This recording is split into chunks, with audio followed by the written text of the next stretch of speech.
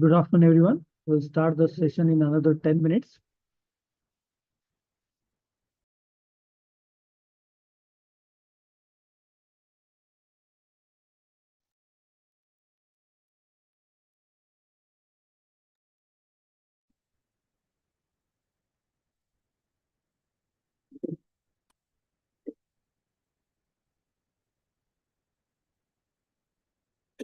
They can be. Continue. Full stop. They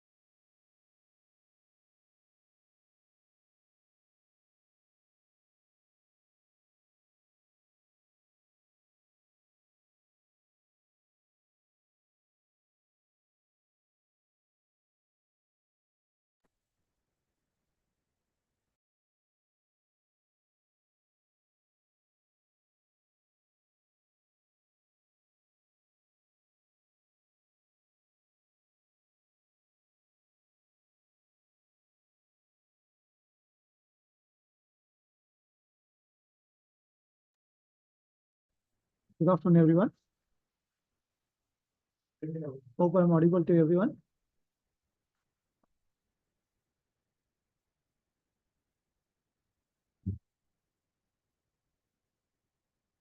I'm audible.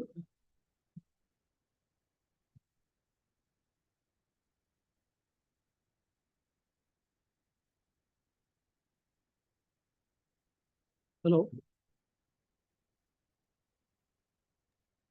Yes, sir.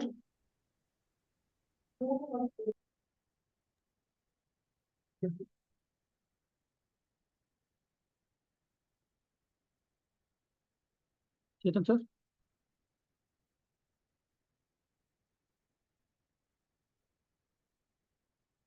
Hello.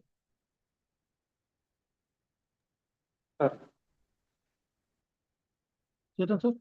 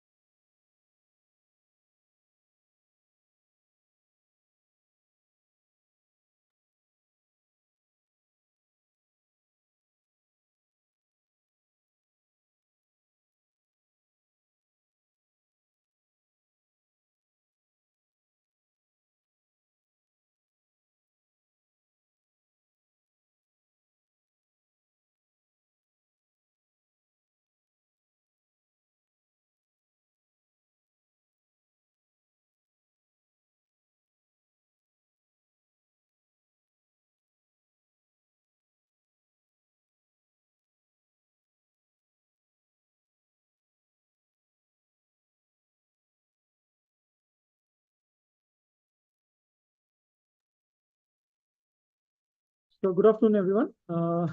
Hope everybody had a lunch. Today, afternoon, the day one session two, the speaker is Dr. Chetan KR, is a professor and head, Department of A&ML, JNNCE College of Engineering, Shivamogga. Dr. Chetan has been a vital part in JNNCE since 2003. He holds the PhD in intelligent watermarking and the document image processing. As the head of the Department of AI and ML, he has shaped the department academics and the research directions. Dr. Chetan has organized and participated in numerous workshops showcasing the expertise in AI, machine learning, full stack development, and IoT. He has developed and delivered the training programs for the faculty and the students, including AICT, ISTE approved induction and the refresher programs. Dr. Chetan's research focus on the AI, ML, conventional AI, and the digital document security. Has published over 20 indexed journals and numerous conference papers. He has also served as a reviewer for the notable IEEE and the Scopus indexed conferences. Additionally, Dr. Chetan has contributed to the development of the in-house academics and the administrative software called as the JAMS in JNNCE Shivamogga. Over to Chetan, sir. Thank you. Hello. Is it audible? Yes, sir. Yeah. Shall I start? Yes, sir. You can start, sir. No problem. Okay. Yeah. Good afternoon, everyone. Thanks for the introduction, sir. And it's my privilege to be a part of this emerging trends in image processing using AI. This wonderful workshop. I have got an opportunity to present a session. My topic goes like this. Today's session, I will be contributing on what is something called AI image processing or AI image processing. It has become like together, image processing and AI are going to be together now. We cannot separate it. Most of the image processing problems are solved using AI or getting solved using AI. That is what I will be highlighting today, and why we cannot separate it out, or any new research we do on image processing invariably will use AI in one or the other way. So I will be throwing the light on the various image processing problems and how AI is playing the role there, and many other things. So just to introduce myself, I am Professor and Head in the Department of AIML, JNNCE Shimoga. So I have been working in this department since 2022. I joined the college in 2003 and was being the CSE department, later shifted here as a Professor and Head. Anyway, I'll directly go to my topic today, topic of discussion, the agenda, what I have got to present. Yeah. I hope it is audible and visible. Yes, sir, it is audible. So this is my, 4 different things which I want to share with you today. The first thing would be the various image processing problems solved using AI. In that, there are a lot of conventional image processing problems as well as new challenges and new problems being solved after the usage of AI. Both the categories of problems I will cover. Every problem I will discuss what it is, and then how AI is playing the role, what AI is contributing. In case you are a budding researcher, you can work in those areas and make up a topic. Or even if you are a guide and other things, you can give some topics in those emerging areas. So let us see those problems as well as how they are being solved by AI. Second thing would be, there is something basic required for both for solving all those image processing problems. Even though at surface level I will tell at the beginning, later I will go in depth technically with some technical underpinnings. Basically, 2 types of network will be used, CNN and GAN. GAN is a recent one. I will be discussing both the networks and how they are influencing the solving of AI problems. And today, everything you need not do from scratch. Lot of models are already available for various problems. And even a model available for one problem can be taken up to solve another problem. That area is called transfer learning. Transfer learning uses a lot of pre-trained models. I'll be discussing how they have developed the pre-trained models and how we can use it. Actually, I got a code also in the Kaggle where I will show one problem is there. Given the X-ray image, it should be able to say whether there is a pneumonia or not. So such classification problem, how they are solving with basic CNN and using some transfer learning technique. Both I will discuss at the end. And you need not be a developer now because a lot of no-code tools are available. If you want to do something rapidly, you want to get quickly into this area, you can't develop a model, you can't code the model. Then model development is also made easy with a couple of tools I'll be discussing at the end. So this is how my complete session is going to flow. First will be a lot of image processing problems, which includes the contemporary image processing problems and the new problems. And in each problem, I will discuss how AI is playing the role. Second thing, definitely for all these solutions, even though we discuss as a black box models, inside the model, what will be there? The technical underpinnings, the CNN concept, the GIN concept, how it is evolved, that we are going to discuss. Thirdly, which are the various pre-trained models for various applications, for various devices that I will be highlighting. And finally, some of the 2 useful tools in case you are actively doing some research or some quick product or something you want to develop also. There is a solution, there is a method for you, and I will be discussing it at the end. Now let me go it one by one. I have got the various image processing problems which we are going to discuss here one by one. This is a glimpse of all the problems that we are going to have. Starts from the classification. If you see this diagram, there are a lot of problems. The first one is classification, image classification problem. So given an image, it should tell what is the label. It may be a binary classification. Given an image, it should tell whether there is malignant tissue or not, cancer or not, diabetes or not. Okay, retinopathy images. So classification, binary classification or even multi-classification. Given a skin image, it should tell which skin disease it is. Maybe 6 or 7 skin diseases we have, which one it is. That is multi-classification or multi-label classification. One more is multi-output. Like you upload your pic, where there is a group, 4 members are there or 8 members are there. Or you go to a class, take the pic.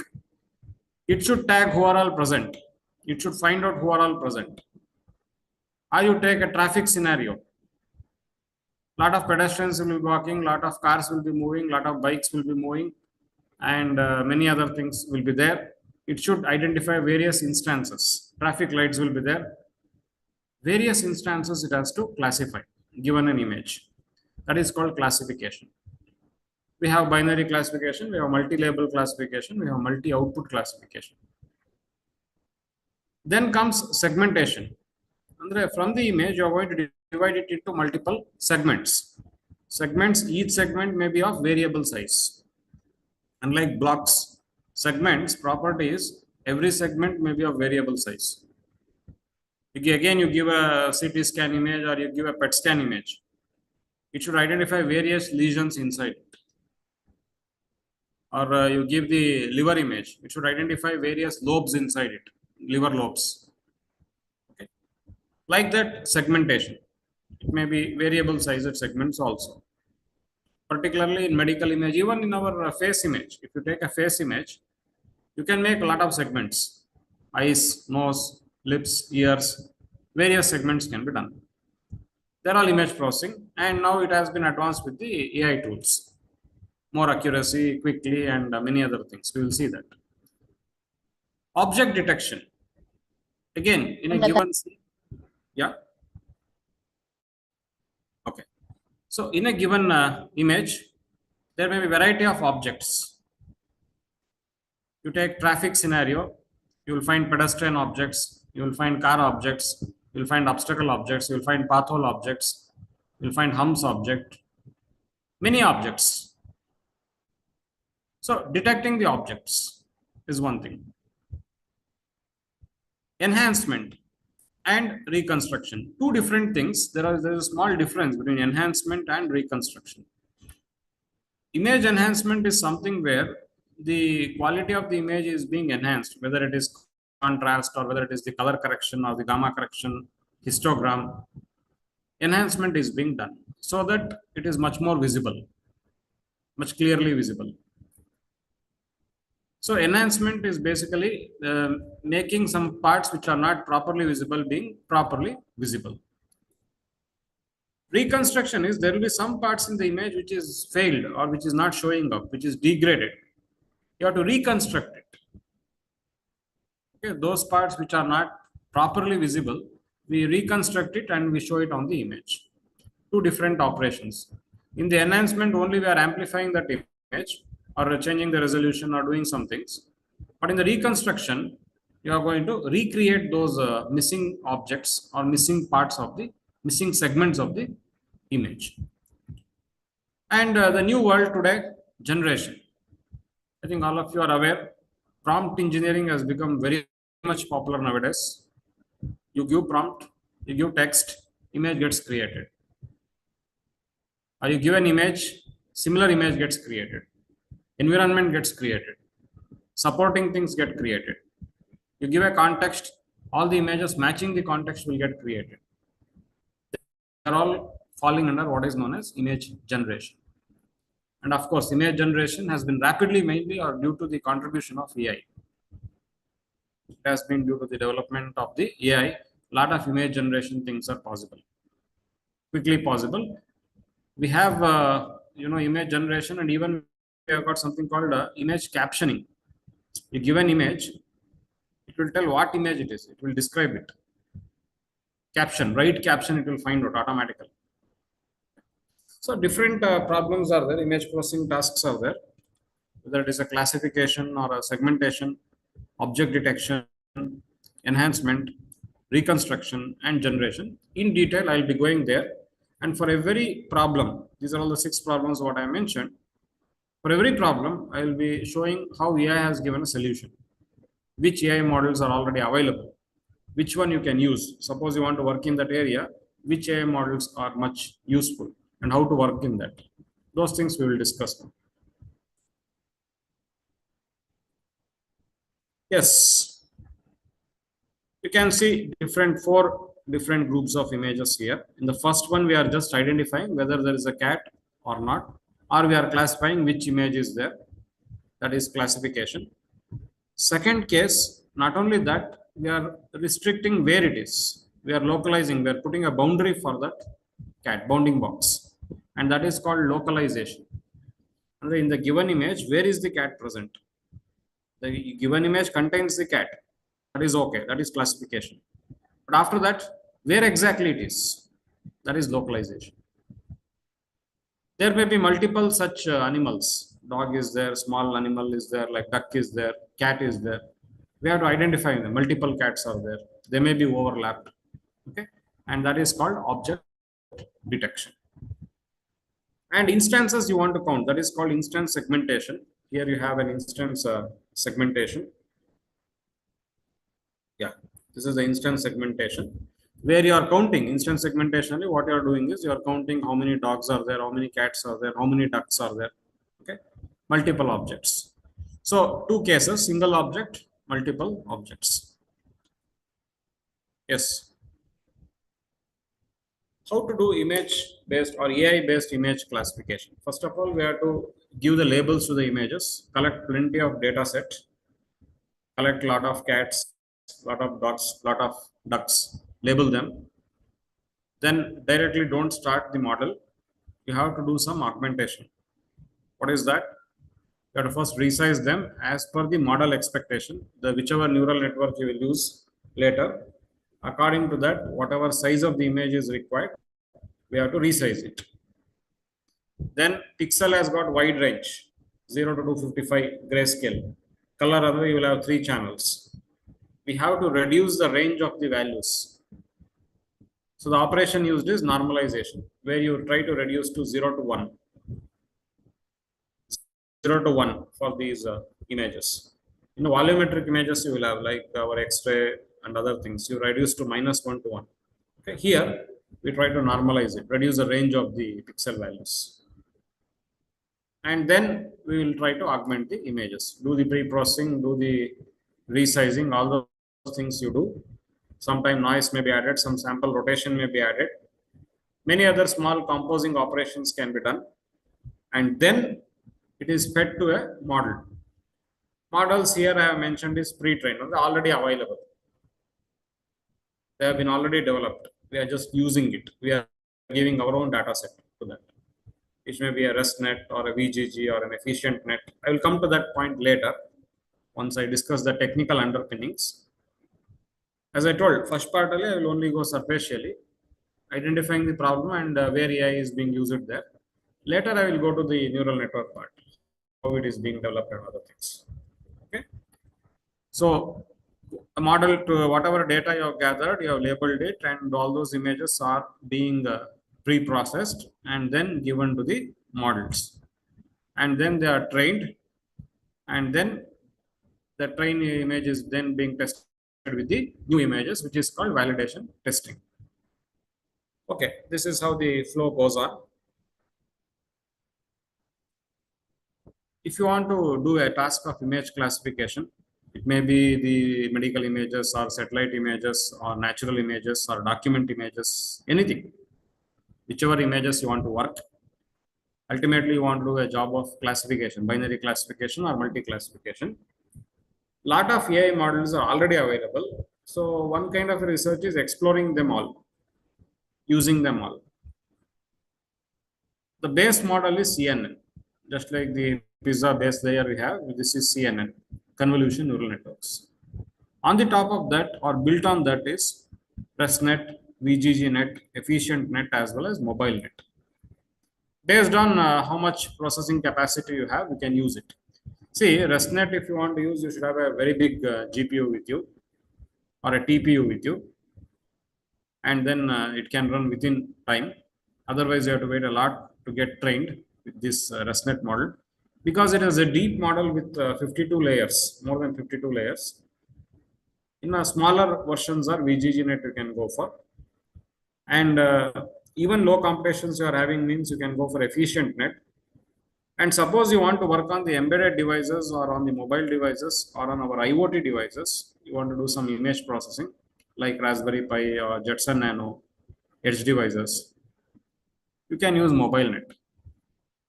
They have been optimized. Some layers are reduced, some neurons are reduced. But I will come back to these terminologies once I discuss neural network. Okay. So classification, there are a lot of work already available and you can use them. If you want to have a new classification problem with you, you can use this. So the first problem is image classification. The second one which I am going to discuss is segmentation. Particularly, we find the segmentation in the case of medical images. You have an X-ray and you want to identify which components these are all, and whether they are benign, whether they are soft tissues, whether they are malignant, those things you want to identify. Whether they are viral, bacterial, those things you want to identify, that collection, what it contains. So segmentation can be done. Pixels can be split into different segments. They can be assigned to different segments. We have three types of segmentation or image segmentation, namely semantic segmentation, instance segmentation, and panoptic segmentation. So in semantic segmentation, all the pixels will be assigned to some label. Whichever label it is most suitable, it will be assigned. You have some 10 labels with you and you can assign it. For example, digit classification, you have 10 digits, you can assign it. Like that, if you are doing a grammar classification or you are doing some handwriting classification, based on that, pixel can be assigned to that label or a class. That is called semantic classification. Instance classification means different instances of the same object. Whether it belongs to a dog instance, whether it belongs to the cat instance, multiple instances will be there. Particularly if I am taking a scenario of automatic car driving or automatic vehicle, there these things are required. And you can combine both and get what is a hybrid model called as panoptic segmentation, where you can use both semantic as well as instance-based segmentation. Now, for that, a lot of AI models are available. Like particularly, if you want to do image segmentation, is it visible? Okay.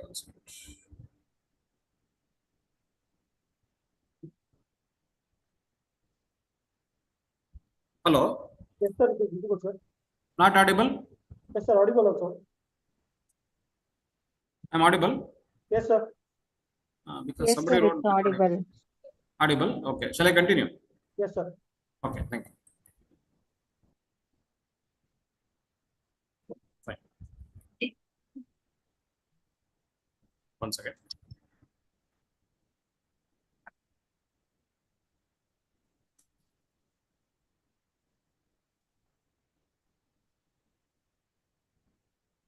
Yeah. So AI models for image segmentation, we have a lot of image segmentation models like UNet, mask or CNN. Different tasks. Medical images, only if you want to work, you want to do segmentation, we have UNet model. General object detection, object instances you want to count, you can use mask or CNN. And this is a new one actually, dilated convolutions. I will discuss that later. It's a new concept. And Meta has come up with something called segment anything, not specific to domain, problem domain. Whatever you want, you can segment. Okay. General purpose segmentation is a segment anything model called as SAM, which is developed by Meta company. Yeah. Next. So we have seen segmentation. Next scenario or next problem. As you can see, we want to go for image enhancement. Image enhancement only I will be taking two cases. One is image deblurring. Another is image denoising. If the image is blurred, we are removing it and we are making it more clear. And that is called deblurring, which is already there in classical image processing, deblurring. Likewise, also using some filters, it is being done already, median filter or other things. But we will see with AI models how it is done. Along with deblurring, we also have something called denoising, where the noise component in the image is removed and the parts of the image is made much clearly visible. Image denoising. Okay. So let us see how they are done. That was this example was deblurring actually. This is the first one which I showed is a image deblurring. The blur is being removed, more clear. Second one is denoising, where the noise component in the image is removed and it is much more clearly visible. And even some low contrast portion is being amplified and it is much clearly visible. For that, AI has been applied and different AI techniques are there, which has been helping for image enhancement in general. And one of the technique is super resolution, where you are going to increase the resolution of the image and making it much more clear. The images may be very small and not visible.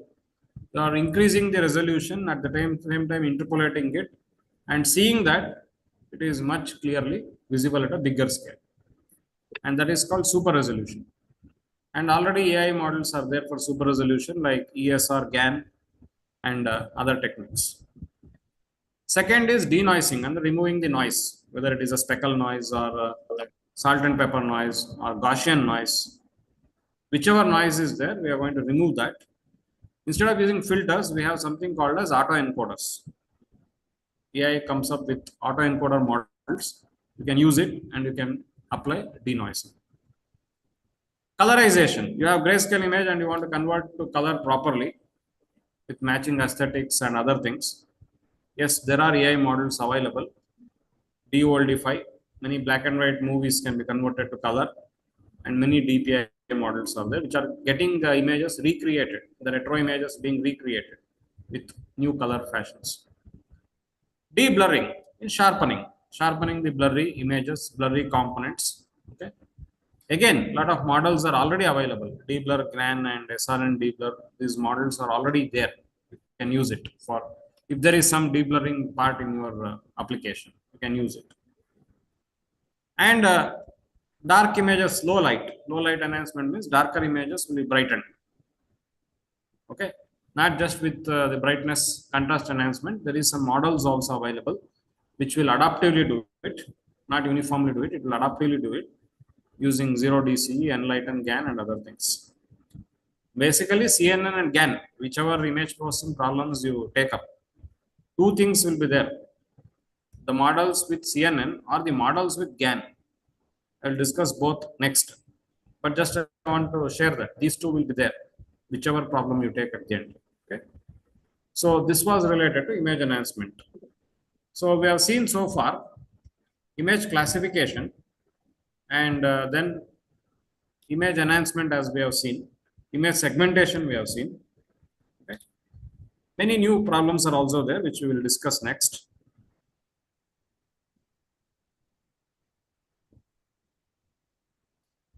There is some new problem or the problem which was earlier there but now much more sophisticated called intelligent document image processing. Document images means scanned images. You take a mask card, you take a scan of that, scan copy of that, operate on that. That is a document image. Any image you scan, whether with your Adobe scan or with a scanner, it becomes an image, digital image. And then that is going to be called as a document image. Most of your documents today are digitally submitted. Even there is a lot of portals in the government itself which maintains your document in the digital form. Whether it is your DL or whether it is your Aadhaar card or whether it is your PAN card, digitally available. DigiLocker, I think the government itself has made it, where you keep all your digital documents in the image format. Now such images are already there. If we submit those images, application should extract the data from the image itself. We need not again submit the data. It should be auto-validated. Suppose I want to say what is my total percentage of marks. I need not enter that. Submit all my 7 marks cards or 8 marks cards. Automatically system should calculate what is my CGPA. It is there, and that is called intelligent document image processing. Today plenty of AI models are there that can help it. Earlier this was called as a OCR problem, optical character recognition problem. From the image extracting the text, that itself was a challenge. To take license plate recognition is a classic example. But we want to get more now. You give marks cards, it should tell me what is my score. It should tell me which subject I got highest. It should tell me where I have failed. It should tell me who has given me the marks card. It should tell me who has signed it. It should tell me when it was awarded to me. All these are possible now. Models are already there. It's not that you have to develop something from scratch. Models are already there for solving all these problems. Therefore, KYC is very easy now. Know your customer. You need to submit documents. They have to validate the documents. Whether you have submitted genuine documents or not, has it been given genuinely by an authority? Automatically, these things can be done now. Insurance claims. There was a lot of money and cases reported of false insurance claims. Now, these processes have been automated with this intelligent document image processor. You submit all the bills you have, it will calculate what is your claim. Did not enter anything. And also it will tell whether the bill is fake or genuine. Who has given the bill, everything can be done. So, intelligent document image processing is one big area now. Even research can be taken up in this product, solving this problem. Intelligent document image processing leverages 3 corner pillars of AI. One is AI techniques, AI models, deep learning models, and computer vision to extract, enhance, and analyze the information. Extract whatever is there, or if it is not clearly visible, even enhancement is done. If some fonts are shredded or something has happened, it will clear it. Or some fonts are merged together, or something has happened in the original image. It will figure out what is it based on the context. It can recreate. Or you have a handwritten notes. It can be converted to text using these techniques.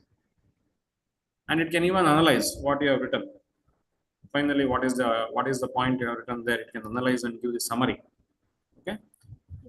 So automatic document classification is possible. OCR is possible. Signature verification is possible. All these things are possible with this technique.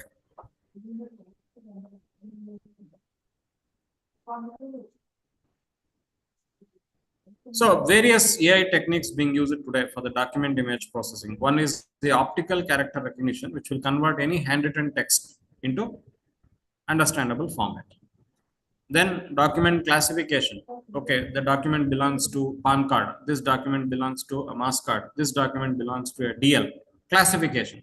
Which category it is? Automatically possible. And in the given image, where is the text content? And extract the text whichever you require. Suppose in the entire PAN card, I just want to know the PAN number. Extract that portion and give me. Right? And if there is a structured data inside it, for example, invoice, there will be a table. Extract the data from the tables. Extract the headers from the tables. And signature portion, extract that, verify. Stamp portion, seal, extract it. Okay. So in case if the documents are not clearly visible, amplify the document. Again using the denoising or deblurring. Okay. So these things are possible, and now document images are much more friendly, and a lot of new applications have come out. Data entry has been simplified now. Many processes are getting simplified, and say for example, admission process. Many parents will, students will come with the mass cards and other things. Lot of data we have to enter. V2 expects some data to be entered in the portal also. If we can develop an application that can read all the mass cards and extract whatever data required, read the address proof, extract the address from that, phone number from that, many other details, whatever is required. If you scan everything and give that, it can be done automatically without any human clerks. That is where AI is being used. These things are possible. The document, intelligent document image processing, we have a lot of models also. I will discuss that.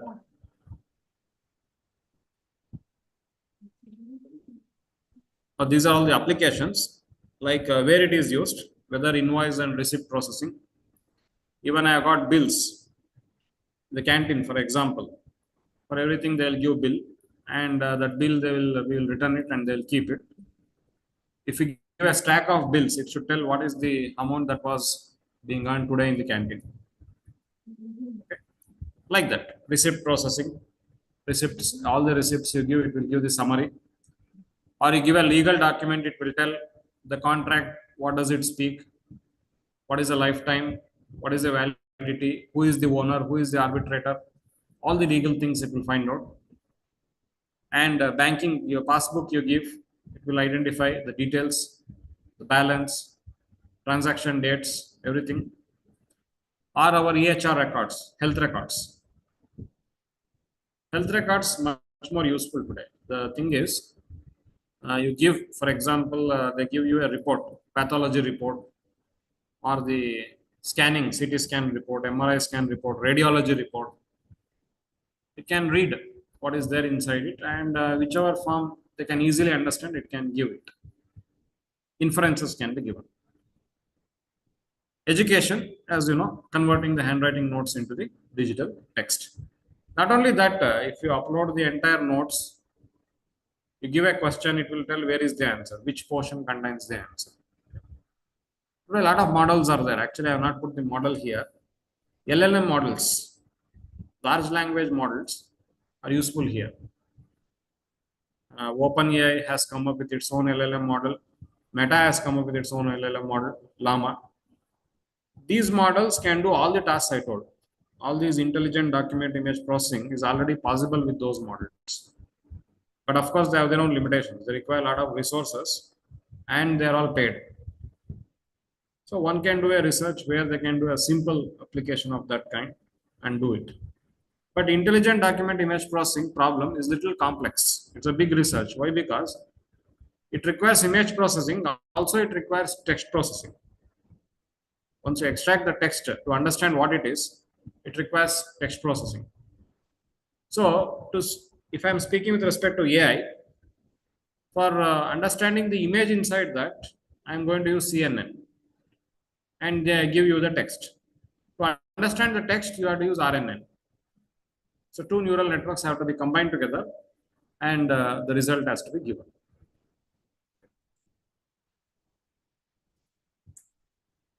This is one more problem, intelligent document image processing. Next problem. Most of you might have seen in the e-commerce, whether Flipkart or Amazon or many places, they have developed an option called visual search. Maybe if you have not experimented, you can test it. Every e-commerce vendor gives, whether it even Snapdeal, they gives an option called as visual search. You take a photo and upload, it will find similar things. If you are unable to express what you want, but you know that product, just take a photo and upload. It will show all the related models. So it is an image to image similarity application. This image is similar to which other images in my database. For that, AI models are available. Okay. And that operation is called as visual search. Here, through a mobile, they are uploading some purse or some bag. All the related such bags with color or with texture or with this thing, it is coming there. Which company offers it, what money it is, what is the durability, what is the review, everything automatically comes out. Then you can decide. Okay. So visual search is one area, and many AI models are behind this visual search, behind the scene. How it is effectively working on that. Again, the same popular AI models, pre-trained model, well, pre-trained models, ResNet, VGG, EfficientNet. Not only that, our traditional image processing feature extraction, shift features, what you call scaling, translation, invariant, rotation, invariant features. They're also there. And Facebook has developed its own proprietary image search called as FAISS, Facebook AI Similarity Search, to find out the nearest images. What they normally do is they convert the images into vectors, and they will convert all the images in the data set to vectors and store it as vectors. Which vectors are closer? Using some distance formula, they compute it. Okay, images are being vectorized, or images features are found out and the features are vectorized. That vector will be compared with the vectors being created in the data set. Whichever is similar, using any distance formula, cosine formula or Hugging Face, some formulas, it will give the similarity, Facebook AI similarity. So many techniques are there. Even this is also a good application if you are choosing a new problem in the area. Visual search is also a good thing. If you can give exact product what they are trying to search as much close as possible, your model is doing well. Okay. So a lot of new problems we are going to discuss now. I think this is also a dream actually, autonomous driving. It should be like you sit inside a car, you tell the car where you want to go, it should automatically take you there. Looks like a dream, looks like something that is what really useful. Maybe very difficult to implement, agreed. But that is also being tried out and a lot of applications have come out. AI based autonomous driving. This is a lot of image processing is involved here. This application requires a lot of AI with image processing. The whole car is with a lot of cameras. The camera is keep on taking the from various views what is coming, which obstacles are coming, at what speed they are coming, everything should get recorded. And the lanes, I should be within the lane, or what is a traffic light, everything should be recorded. Obstacles are there, the road is blocked, that should also be there. How to find all these things? Again, just by capturing image, we have to find out and apply the AI models to the image. So if this has to become a reality, the autonomous driving, the only way is you have to combine very effectively AI and image processing. Cameras will help you by getting all sorts of images, but split real-time decision has to be taken. What should do?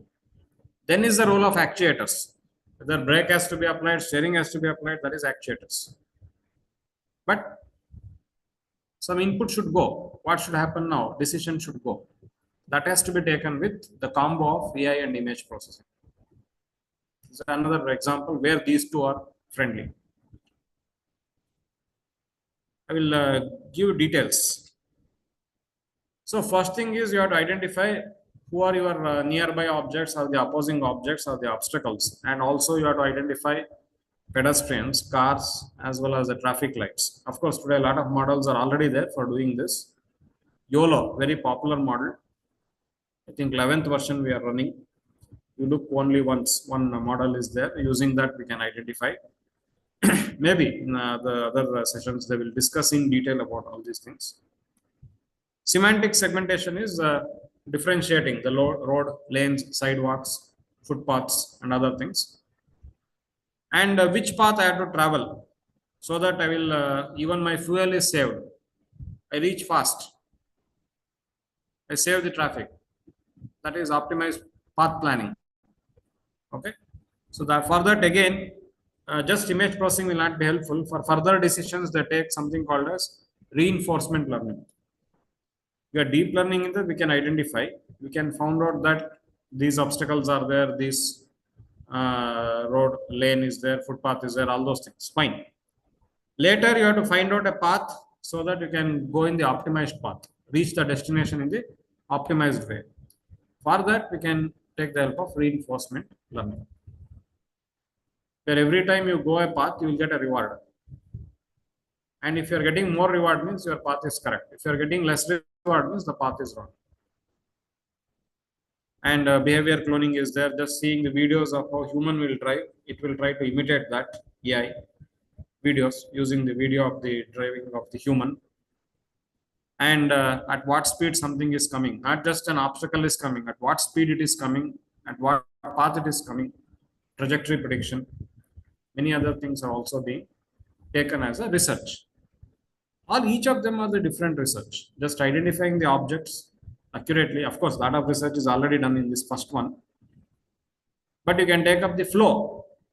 If you want to do something here, it should be the optimized flow, because you have 3 more problems you can solve them, right? Learning the driving, behavior cloning, trajectory prediction. These are very challenging problems which can be taken up for this autonomous vehicle this thing.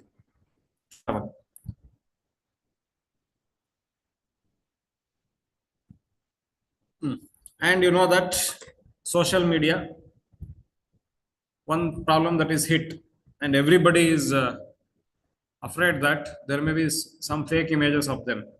They may be defamed with the fake images. Fake images are getting plenty in generation now. Actually, the curse part of the AI is that also. AI has helped to generate fake images. But now, the point I'm discussing is AI is also detecting them, not just helping to generate. AI itself is a solution to detect them also. If you want to identify a given image is human or not, fake human or not, you can do it. There is something called deep fake detection, and we have some very useful technique nowadays. We have gone beyond neural networks to attentions. Attention techniques in image processing help to identify or detect fake. Is it fake or is it not fake? Okay. So that is there. I will just discuss how fake images are being detected. See, they will analyze the facial artifacts. So some blinking, there will be inconsistency, some texture inconsistency will be there in the skin. There will be some loopholes. Even though they have generated fake, which mimics like original, there are some loopholes. Blinking is not natural. Skin textures are uneven. More lighting has been given. Facial expressions are unnatural. These things are identified through neural networks. Whether a given face has natural or artificial, these attributes, blinking, skin texture, lighting, facial. Is it natural or is it generated? Classification problem. The classroom name. Yeah. And we are using a lot of deep It's on learning. the 4th hour. Hello? Yeah, any doubt? Okay, I'll continue. Yeah. Yes, sir, please. Yeah. Hello? Okay, I'll continue. So, a lot of deep learning models. Hello?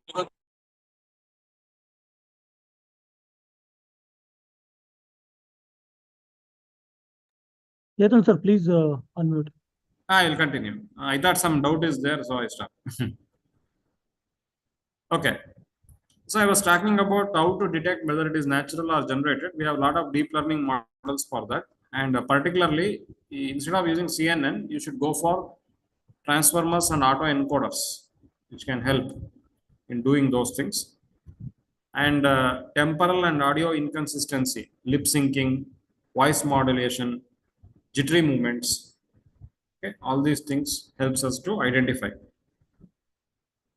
And many other ways are there which can be helped with AI models, and they can be detected. And we are able to detect whether it is a fake image or whether it is the natural image. Okay. So even though it's people may say it is misused and other things, it can create us problems. No need to worry. AI has found solutions for them. Many work is going on, and even this could also be a very good research topic. Deep fake detections. Okay. One specific task you can take, like any of these attributes, how they are, whether they are natural or not, you can find it out through the either through neural networks or through the transformers and autoencoders. Yeah. Next thing.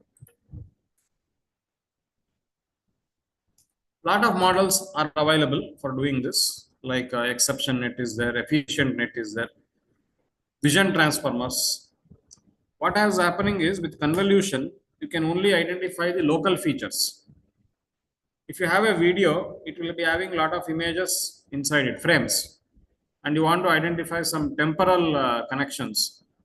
The pixel in this frame with the pixel in some distant frame. You want to find out the relationship. For that, we have something called vision transformers. Okay. Whether it is natural or not just that frame. The previous frames will give us feedback whether this portion is natural or not. And for audio things, you have something called as LSTM and RNN. They're all based for time series analysis. Okay. So at this time, this audio was there. Can we have an audio after that time? The same frequency, the same pitch, whether that another audio is possible or not. It can tell. LSTM and RNN. Okay. Time series analysis. Each time only this audio component is there. Either frequency or can I generate that component? So if it is possible, it is natural. If it is not possible, it is generated. Some people have mixed two things. They have mixed it or not, we can identify audio. Fake audios are available. And Facebook has given its own model called as Facebook deepfake detection model, and which is also working fine, which will generate, which will tell. Facebook it will tell whether it is a fake model or original model. So deepfake detection, I'm talking about, not generation. Deepfake detection is possible through AI. Even though my task is image processing, through image models it is possible, convolution it is possible, exception model it is possible, and not only that, going beyond vision transformers it is possible. Even not only deepfake exists for images, we have deepfake for text, we have deepfake for audio, we have deepfake for video. Video again employs image processing itself. The same models can be used for video also.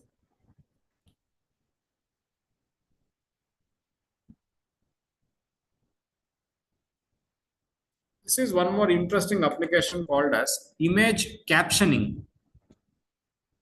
Give an image, it will read out what is that image. If I show you an image, you can tell what is going on in the image. Same thing AI tries. Here, you can see that there is a lady or there is a woman who is riding the horse and she is wearing the helmet. That is the caption. What our image processing does is, it will first detect the regions, and in those regions, it will detect the objects. And for every object detected, seeing the region context, it will tell what is the caption. For example, if you take the yellow region, the outer region, here the outer region says that it is a woman is riding a horse. And the inner region says that because the region is small, horse is not part of the region. It is only with respect to the woman. Only thing that is possible is woman is wearing a helmet. Outer regionally, two objects are there. Woman is there and then horse is there. So taking these two, a sentence is formed. Woman is riding a horse. Now what we'll do is a woman and horse will be taken. What she can do, she can ride a horse. That is what the thing. If she is on the top of the horse, she can ride. That is how it is being applied. So this whole process is called image captioning, or another name given is, they do for video also. This is just for an image I gave you. Image captioning, generating caption out of an image. What the image is doing. And then based on the text what you get, you can do some operations later. Even the same thing is possible for a video. In that case, it is called scene understanding. This movie is all about what? This scene is all about what? Subtitles can be generated immediately. Okay, or the story, what is going on, you can find it out. And the system can find it out. You can always do it. Anybody seeing this will immediately tell, woman is riding a horse and she is wearing a helmet.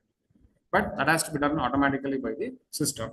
And we have AI models being developed to solve this problem. Many companies are there which are working on this, whether it is Google or Microsoft or others, contributing towards this kind of a problem. Given any natural image or any other image, particularly natural images, what is there inside it? They want to find out what it explains, what it expresses. And that is one more image processing problem. The classical image processing, we may not find it, but with the impact of AI, this is being possible. So I think I have, okay, these are all the various things. Actually, that requires a lot of operations. We said it is very easy to say what is going on, but what is there inside? First, there will be something called vision model, which will extract the image features by using CNN, apply various models and extract the information. And then use, it will get objects, but it has to form a description. It has to form the phrase. Text generation has to be done. For that, RNN and LSTM can be used. And then vision language transforms are also there. They are all the advanced portion of that. Okay, so far in my first part of the agenda, I've been able to discuss various image processing problems, and almost all of them has been solved or resolved or efficiently solved using AI. Okay, just to summarize the various image processing problems, I think I started with classification, image classification, and then this is my whole picture, big picture, image processing problems. I started with classification, then went on with object detection, segmentation, enhancement, deblurring and denoising, intelligent document image processing, a new. The first few four things what I told was contemporary. Most of the image processing books are there dedicated to that. But with neural networks and with newer models and other things, we can solve many new problems like intelligent document image processing, autonomous vehicle driving, okay, visual search, e-commerce, and deep fake detection. A lot of fakes are getting created, so we need to find out is it fake or genuine before any image comes to us. And of course, image captioning, image annotation, or text description, what you call it. These things is the first part of my topic today. Image processing problems solved using AI. Okay, every problem, whichever 10 to 12 problems I told, is a research problem, and new AI models can be done, new changes can be done there. You can get an efficient model, you can get a more effective model, okay, in all these problems, whether classification or whether text description or whether deepfake detection or anything. Okay. So second part is basically the technical part of that, technical underpinnings. Even though there are so many models today, all the models depend on two concepts primarily. One is CNN, convolution neural networks. Another one is GAN, generative adversarial networks. You should know both if you want to do some good research in image processing, of course using AI. You don't want to stuck with just image processing, you want to apply AI and make it more useful, more effective. You need to study these two things. Even though models are already there, directly we can use it, you may tell, no, if you are doing a research, you have to change the models. You should know how they work. Then some changes can be added. At the end of my presentation, I will tell the three research things possible there. But whatever you do, finally, you have to first understand these two things. Then any model you can understand easily. Okay, to understand any model, many models I told, RSNet, VGGNet, or the exception model, inception model, whatever. Ultimately, they're all built on the top of CNN. So the basic layer is convolution neural network. convolution neural networks. Okay, these are all over. Fine. All these were over. Coming back, I'll go to the second point of the agenda, and that is technical underpinnings. In that, I will start my presentation with convolution neural networks. As you can see in this name itself, we should understand two things. First of all, what is a neural network? Second, what is convolution? Most of you should know what is convolution, correlation, and other signal processing operations. And of course, neural networks, if you have already taught or if you have gone through in some research, which actually is designed or developed mapping our human brains. Brain has the biggest contribution, neural networks. Okay. Any neural network you take, it is a network of 3 layers minimum. What are they? Input layer, hidden layer, and output layer. Each layer has so many neurons. Input layer has input neurons, hidden layers has hidden neurons, and output layer has the output neurons. It depends.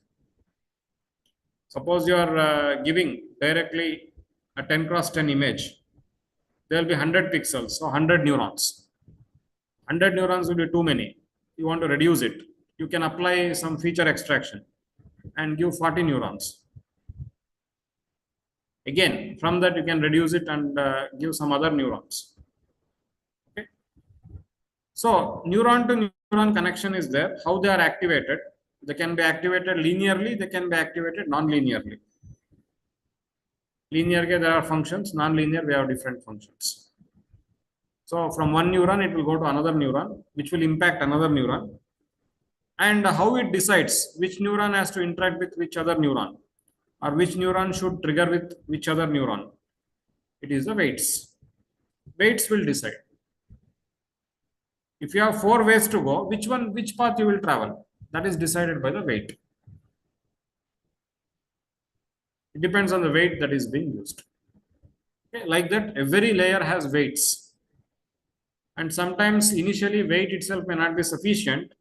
They add some bias component also, which totally will decide which neuron I have to activate.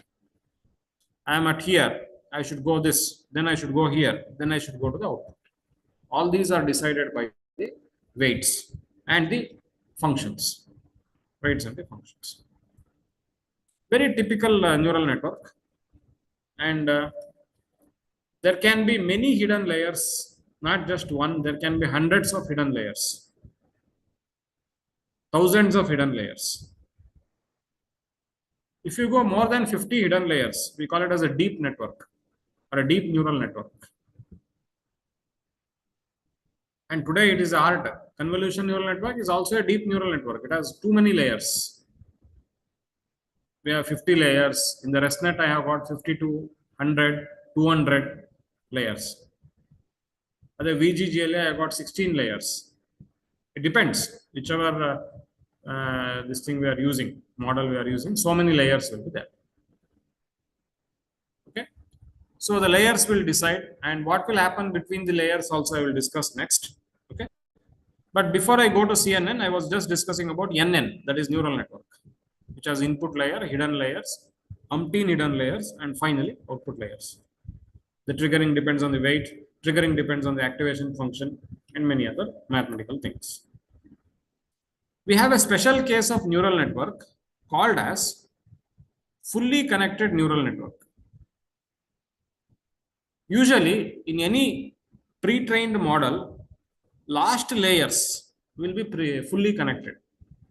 Fully connected means every neuron in a given layer is connected to every other neuron in the adjacent layer. Every neuron in a given layer is connected to every neuron in the adjacent layer. Like this one is connected to all the 5. The one neuron in the input is connected to all the 5 hidden neurons. Or the one hidden is connected to all the 3 output neurons. This tight network, we call it as a fully connected neural networks. But soon you will find out that FCN, fully connected neural network, is typically not possible to give results. It may go to overfitting. It may take a lot of resources. It is not a practical solution. And therefore, we need some smart layers also. And that is what we will take next. Okay. So neural network, fully connected neural network. But fully connected neural network has its own drawbacks. And that is why we have got convolution neural network. To make it more practical, to make it more feasible, to give better results, FCN is being overtaken by convolution neural networks. Maybe at the end layers you may have FCN, but the complete layers, if there are 50 layers, all the 50 layers cannot be FCN. There will be CNN first. Last year you will have FCN. Okay. Why? Another example I will take. Any image you give, the important thing of the image is entire image is not important. The features of the image is important. Human eye will never visualize a very single pixel. It will only browse through the features. You take this Lina image. I think every image processing researcher knows this Lina image. Eyes or the hat or the nose, edges, they are the features. Every pixel is not a feature. Important things are the features. Okay. To take the vehicle here, the wheels, license plate, headlights, okay, these are all the features. Or you take the house, doors, windows, many other things, the ceiling, they are all the important features. How to extract the features? We have convolution. Convolution is an operation to extract the features of the image very effectively. And when this is applied to the neural network, it becomes a convolution neural network. So CNN basically employs convolution operation. Immediate question is, what is convolution? Okay. Most simplest example I have given there. You have a 3x3 matrix, which is called filter or a kernel. Some matrix is there. It can be 3x3, it can be 5x5, it can be 7x7 or 1x1, anything. You take it and slide it with every patch of the image. This is 3x3. You slide it to the first 3x3. And then how to convolve? We call it as convolving. How to convolve? Multiply the corresponding elements and add the results. Multiply and add means what? Here, the first cell contains 1. In our patch, the first cell contains 1. So 1 into 1 is 1. The second cell will be multiplied with 0. Third cell will be multiplied with 1. Like that, you may see that this 1, 2, 3, and 4. Only 4 active cells are there. And the result comes out as 4, which is a sum of these 4. You do multiplication for corresponding elements, element by element multiplication. Add the results. That is convolution or convolving.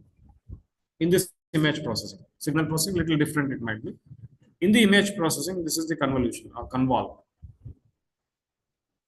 So one feature we got under this whole neighborhood or this whole patch of the image speaks, it is 4. Next feature we have to take, where to start. There is some technique for that. I will come to that later. Just to explain convolution, I just showed you. So convolution was in very simple terms, the multiplication of the pixel values or multiplication of the corresponding elements and then add all the intermediate results. Multiply and add. Sum of the product of the elements. You can say SOP, sum of the product of the elements. Okay. So with the convolution, what we can do? So whether convolution is necessary, whether convolution is not necessary, one example is given here, a small example. I've got a grayscale image of 32 cross 32. So I have got 32 into 32 means 1024 neurons, input neurons. So if I want to go to the next layer, I require 1024 weights plus 1 bias. But if you flatten your image into a vector, you may lose some spatial structure. There may be some temporal relationships. Within the given image, there may be some spatial relationships. You will be unable to identify them. If you treat your entire image as a single vector and start applying fully connected neural network, it may not capture the spatial relationships. It may not capture the features particularly. Unless all the images are perfectly resized, neural network will have great difficulty in finding. That is what fully connected neural network problem. First of all, 32 cross 32K, you have got 1024. If it is 224 cross 224, you will have a bigger one. That requires a lot of resources to process. One drawback. Second drawback, assume that you have resources, but still you are losing the spatial relationships. There is some neighborhood relationships which is being lost if you go for a fully connected neural network. The entire image in a one vector, if you treat, not as patches of 3 cross 3, you may lose this spatial relationship. Okay. Earlier we told any image only, it is features only. You take Lena image, the eyes, the nose, and other things. So features will be very important, precious for us. Local features. Global feature is fine. Local features. For that, we will have this. And we don't go for fully connected neural network. Rather, we go for convolution neural networks. In the convolution neural networks, one second. Yeah, they are going to identify the spatial relationship between the pixels. Features are learned and used across the whole image, allowing for the objects to be shifted or translated. Even if you shift or translate the image later, still that features can be extracted because we are going for neighborhood or spatial relationships, local relationships. Whichever position the image is, even if it is slightly shifted or translated, later you can recover it. So if you are developing some watermarking application or a steganography application, this may be useful. If you get the rotation invariant, scaling invariant, shifting invariant features, it will be very much useful to develop the watermarks and other things. Convolution neural networks can help you to get them. Okay. Yeah.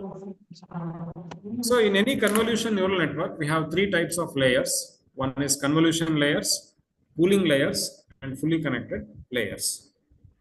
Any convolution neural network. Later, I will discuss some 10 to 15 layers are the models are there.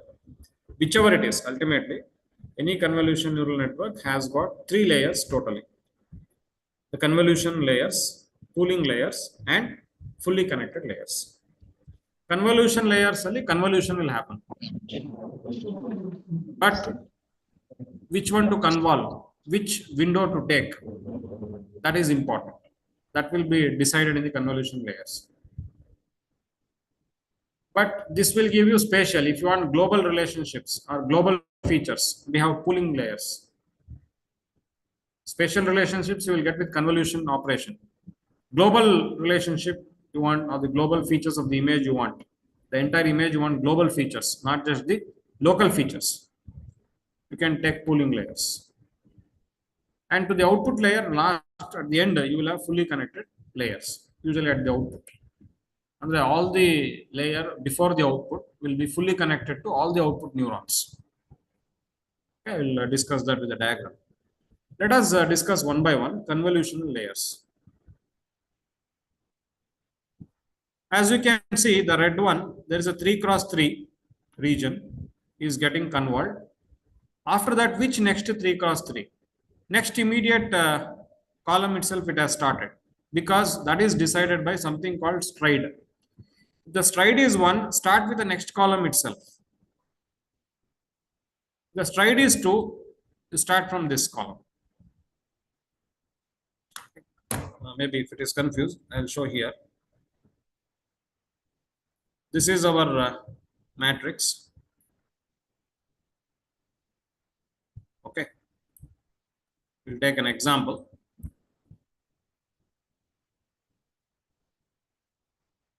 Few I'll draw.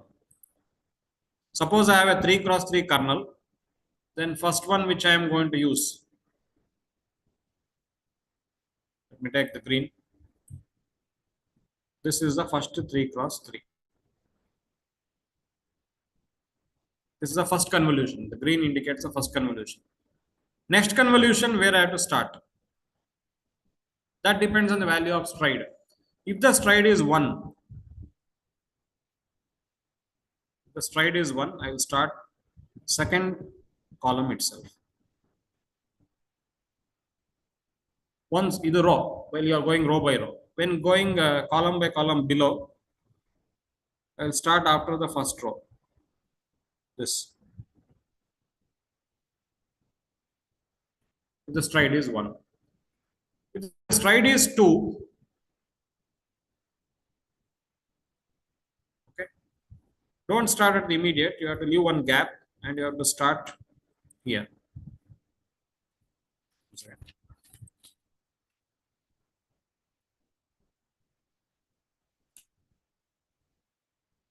Yeah, we'll start here. So this is first, you leave a gap and then start. It depends on the stride value, stride 2, stride 3, how much they have to leave gap. But the problem here is, suppose you come to this portion and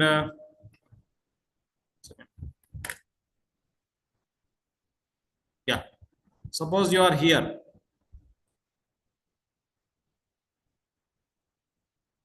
You want to do convolution, but you have only 2 columns here. We require third column also. It is not possible and convolution is not done there because we don't have 3 cross 3. We have only 3 cross 2. Third column is missing. In that case, you can take the help of padding. You can insert 0, 0 and you can start doing padding and do the convolution for that portion also. Should not miss some of the columns. If you don't want to miss that, you can add an extra column or an extra row. Adding the extra row of zeros or adding the extra column of zeros is called as padding. Considering the rows or considering the columns is the strider. You may skip some of the rows, you may skip some of the columns if you are using striding. That overlapping can be controlled using striding. Okay. So convolution operation is not just convolution, it is convolution coupled with the setting of stride and padding. All the 3 operations have to be defined. So when you are coding, actually, the time permits, I'll be showing the code. Accordingly, they will mention in the convolution network what is my kernel size, what is the padding size, what is the stride size. 3 cross 3 I took as an example, kernel. If I write 16, it is 4 cross 4. If I write 25, kernel size, 5 cross 5. So it depends what should be the size. Usually odd number filters are preferred. Even in edge detection also, it is much useful actually. Along with that, you should also define what is your stride size, what is your padding size. More technically, even row wise and column wise, separate padding and separate stride can be defined. They need not be same in rows and columns. They can be unequal also. Row wise 1 stride, column wise 2 stride, I can tell. That is also possible. Okay. So all these things takes place in the layer called as convolution layers, where you typically do convolution itself. Along with that, the setting of stride as well as padding. Convolution helps you to get all the local features, all the edges, all the textures, all the other things. Local features are able to be extracted. You want some global features also. We have another layers in the network called as pooling layers. Okay, this was padding. We have padded zeros so that we get the complete image details, not just some of them being missed at the boundary. We don't want to miss the pixels at the boundary. So we define padding. Because striding may impact the boundary. Okay. There are 2 types of pooling. Very simple. You have a 2 cross 2 image, 12, 20, 8, 12. You can take maximum from this, which is 20. Or you can take average of this, which is 13. One given patch of the image, if you take maximum, it is called maximum pooling. Given patchily, if you take average, it is called average pooling. So rather than dealing with the entire pixels individually, you can deal it globally. You can deal it aggregate at an aggregate level using max or average. Max and average are aggregate functions. Okay. So that is called average pooling. So average pooling or max pooling in general, they all help in getting the global features of the image. And of course, at the end, neural network cannot be complete without having fully connected layers. Where it is present at the end, output node and before output node, you have fully connected. One neuron in the before layer is connected to all the output neurons. It should be connected. Class so they are disconnected. Okay, so that is about convolution neural networks, which has 3 layers. Convolution layers, where convolution, padding, striding is done. Pooling layers, where average pooling or max pooling is done, so that global features are obtained. Fully connected layers, where the last layers are connected to the previous layer with fully connected fashion. That is, every neuron in one layer is connected to all the neurons of the adjacent layer.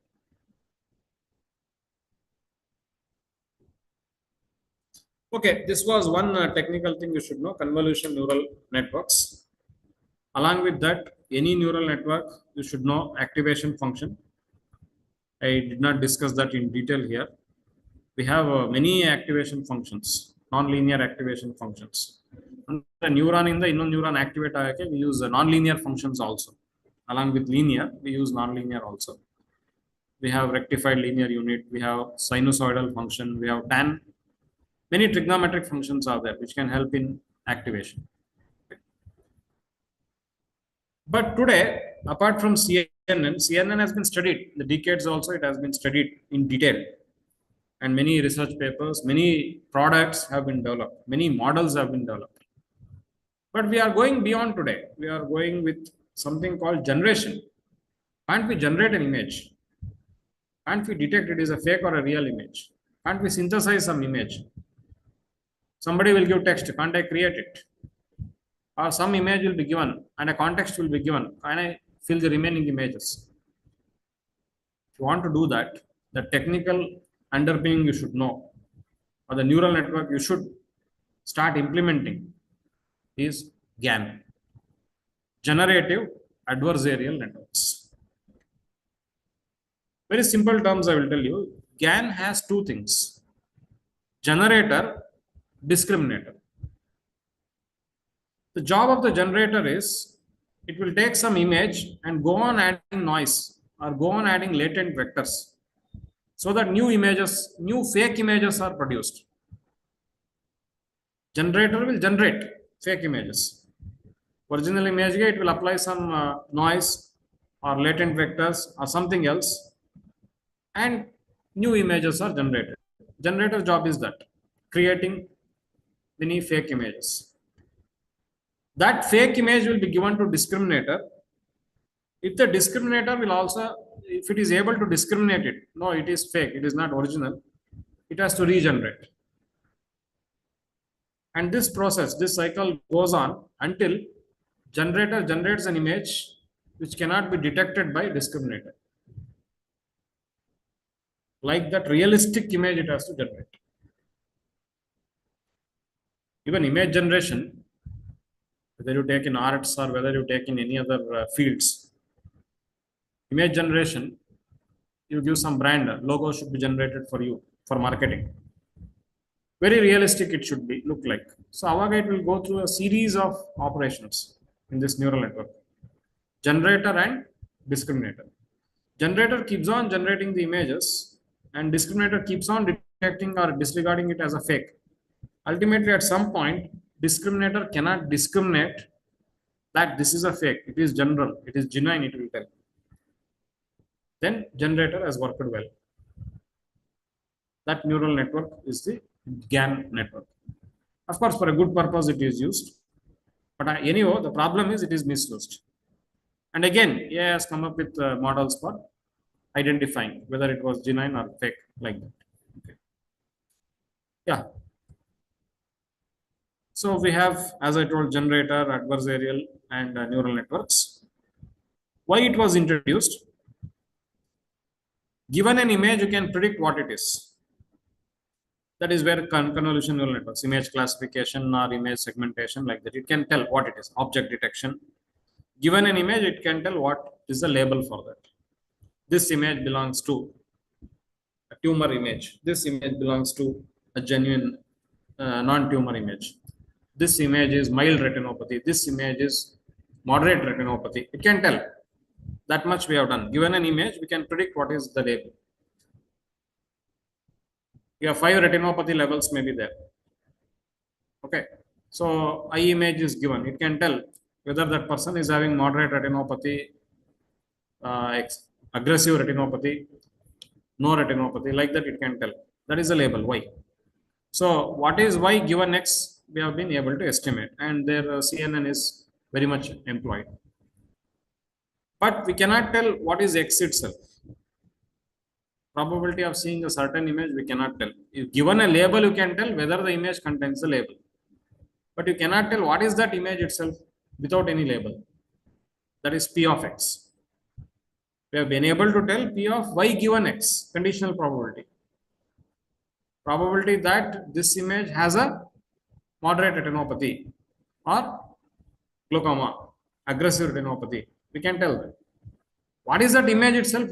Without any label, you cannot tell. P of X cannot be modeled with CNN, with the complete use of CNN, I'm telling.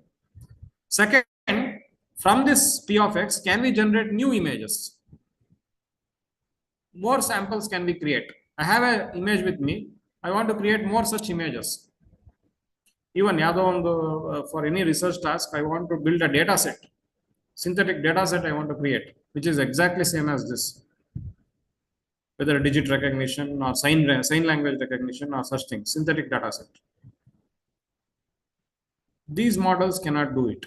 The CNN unfortunately cannot model P of X itself. It requires P of Y given X. Secondly, from a given X, it cannot generate such similar samples. For that, for these two problems, we have a new model called as GAN, or generative models, whose job is solving these two. Given an image, it should tell what it is. Second, because it can generate, it can tell what is this. Second, it should be able to generate new images. Given an image, such relevant new images, it should be able to generate. So we have generator that will keep on generating fake sample, trying to fool the discriminator. Discriminator will put all its effort to distinguish between real and fake. And this keeps on happening until generator and discriminator converge. They keep on diverging. Ultimately, the generator and discriminator has to converge, and we get a very good GAN model. Image has been created, good image has been created, relevant image has been created, is possible.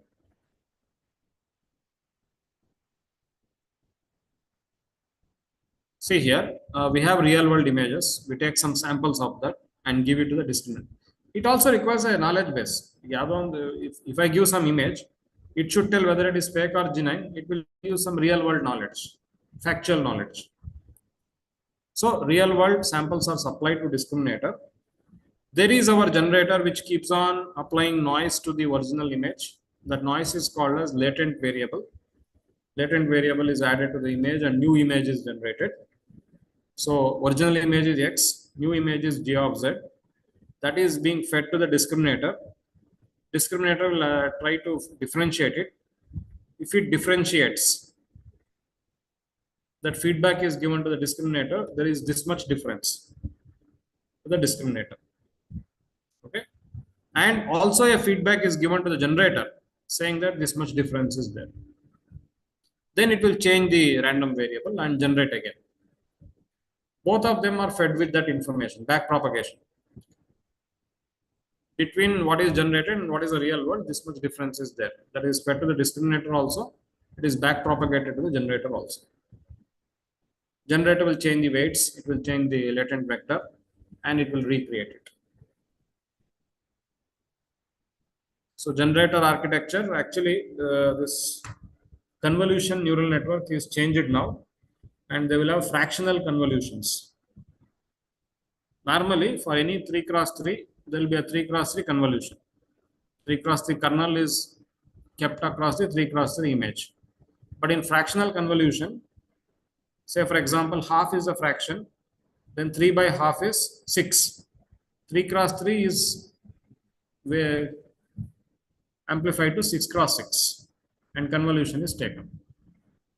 3 cross 3 kernel is amplified to 6 cross 6 and convolution is taken. So fractional convolutions are done in the generator. And batch normalization is done. Now batch normalization is a very useful feature. What is normalization? Convolutional. Yeah. Convolutional.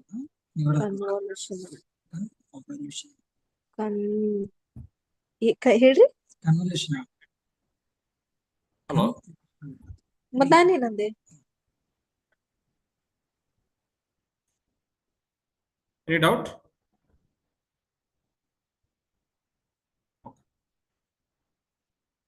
Yeah, I was talking about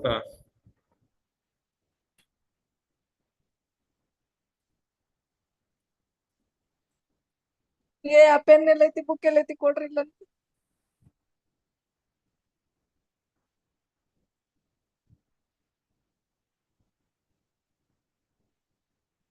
okay. So we have a data X. How to normalize this data is the next question.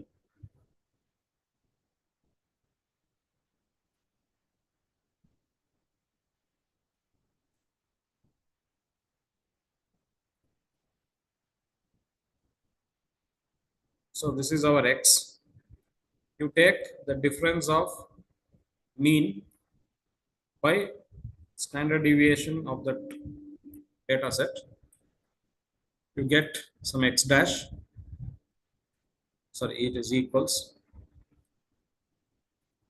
Then you scale this and shift this. That is what we call normalization mathematically. So normalization is done, and whatever data is there, it is being subtracted from mean divided by standard deviation. That makes it a normal value from the given value. Whatever normal X dash you have got from X, you multiply by alpha, which is called scaling.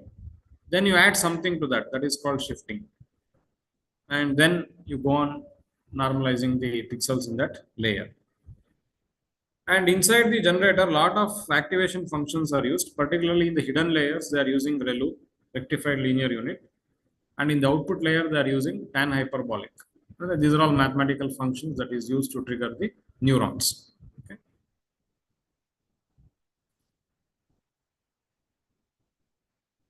The latent space that is learned in GANs is very interesting. People have shown that vector addition and vector subtractions are meaningful. I have got an example for that. Actually, a lot of deep fakes are created using this vectors itself. As an example, fake creation here. We have one list of smiling women here. We have another data set of neutral women.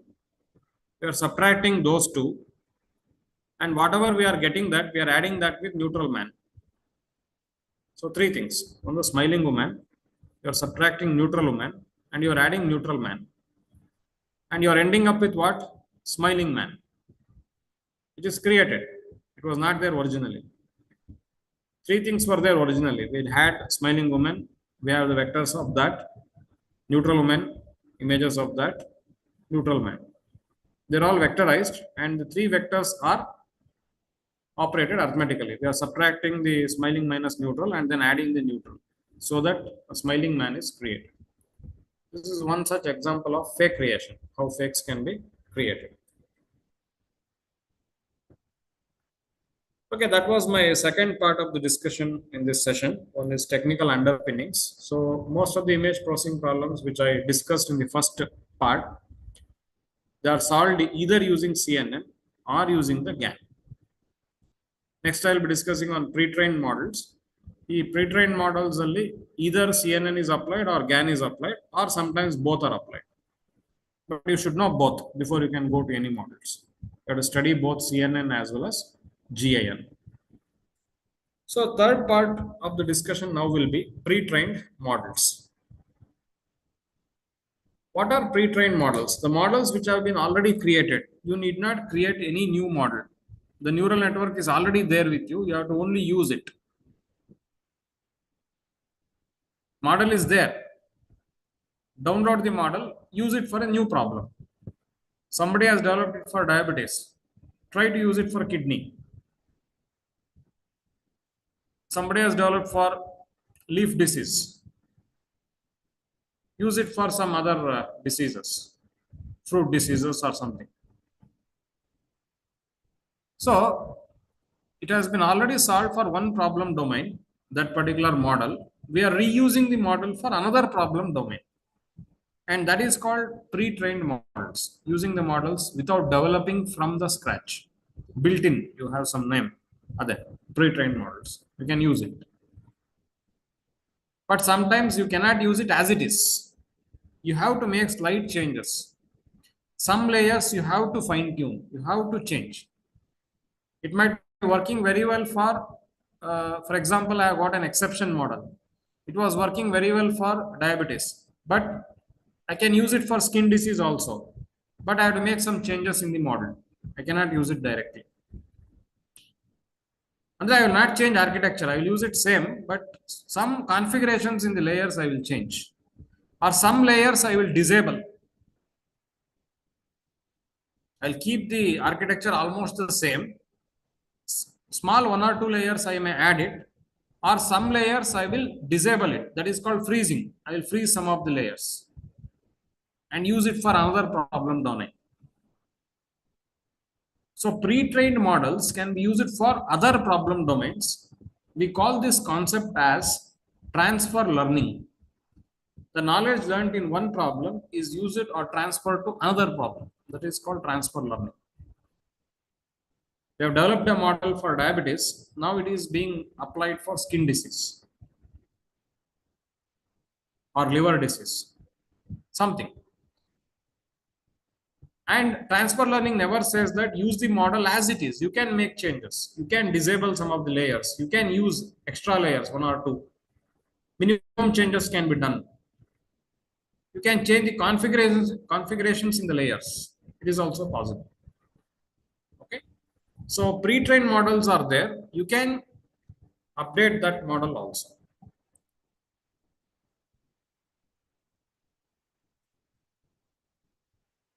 So transfer learning, and why does it matter? It is there here. Of course, what is the use is lesser training time, cost efficient, much better accuracy you will get, performance improves, many other things.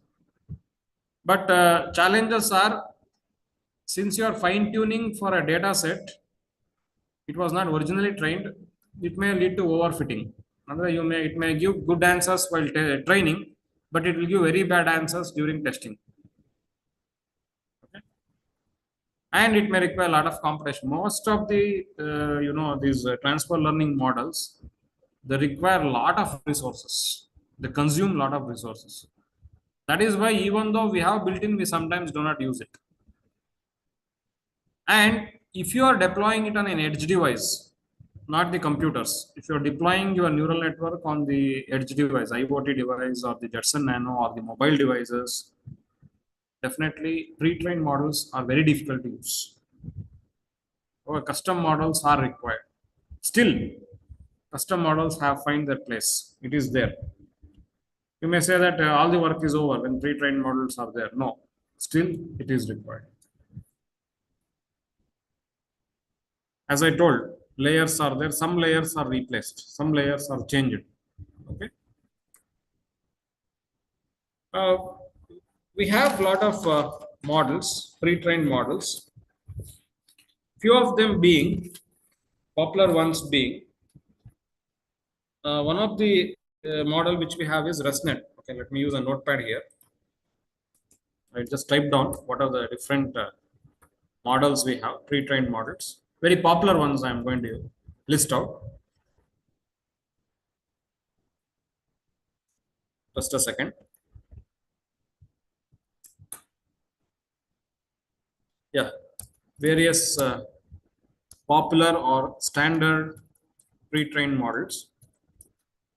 Maybe if you have a very good case study with you, you can try with these models.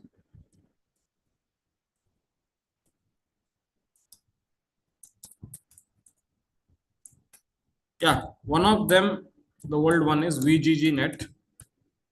It has got around 16 to 19 layers. Okay, 16 to 19 layers are there. Each layer will have convolution, pooling, all those things will be there. Okay, so it's a deep network with 16 to 19, and in every layer they have a small filter of 3 cross 3. Every layer convolution filter is single filter is used, and that is 3 cross 3. Okay, maybe it has given some results, some accuracy is still found wanting. Then we have very important model called as ResNet. ResNet, also called as residual network, uses deep layers. Deep layers means we have ResNet with 52 layers, 101 layers, 200 layers. All varieties are available. ResNet, residual network. And in ResNet, what happens is, before ResNet, there was a big problem, and the problem is vanishing gradients.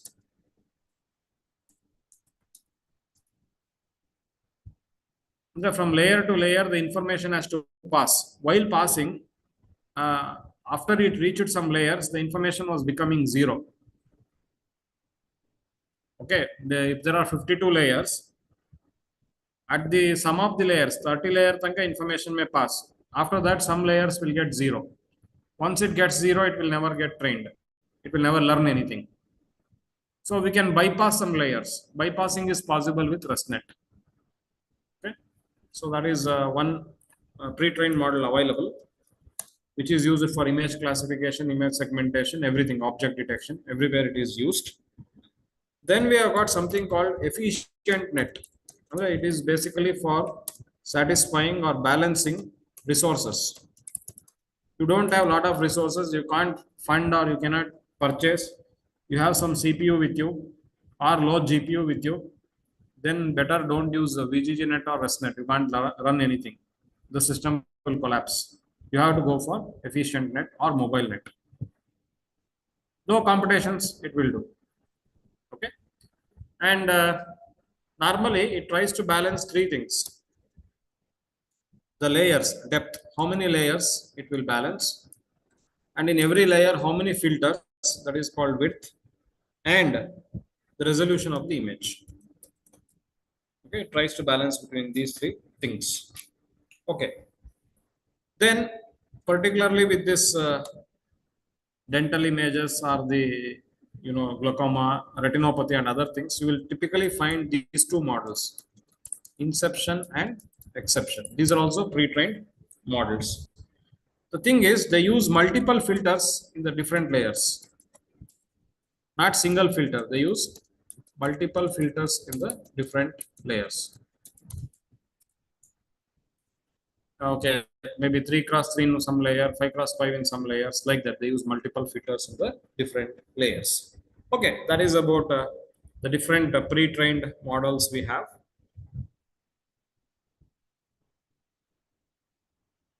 Let us see pre-trained JNNCE. Adela pre-trained convolution neural networks. Earlier what I showed, pre-trained models. They are the pre-trained convolution neural networks. Both VGG net, ResNet, inception, exception, efficient net, CNN. GAN also we have pre-trained models. NVIDIA particularly is a top-notch in this. It has produced a lot of this one, what is that? Pre-trained models.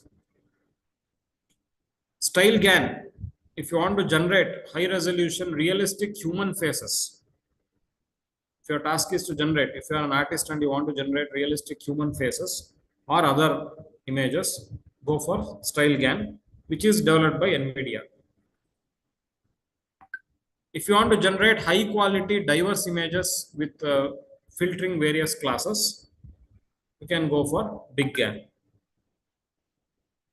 Progressive GAN, progressively if you want to display the resolution, first blur irutte, next little good resolution, then a very good resolution, then ultra K resolution. You know that standard STD, HDD, full HDD, ultra K, like that. Different resolutions you want to have, varieties you want to have based on the resources they have. You can go for PG GAN. Image to image translation. In a given image, there are horses. I want to convert all the horses to zebras. I can use cycle GAN. One object is replaced with another object. You can generate another object. Wherever horse objects are there, you can change it to zebra objects. Cycle GAN. Again, NVIDIA has developed it. If there are certain segments inside a medical image, I want you get a zoom up version of that, realistic version of that, you can use GAN. If you want to generate some deep fake also, you can use deep fake GAN. Lot of GANs are available. Most of these generative adversarial networks are developed by NVIDIA. NVIDIA gives you everything for free, but the problem is all these NVIDIA developed models, they can only run in the NVIDIA hardware. Hardware you have to purchase.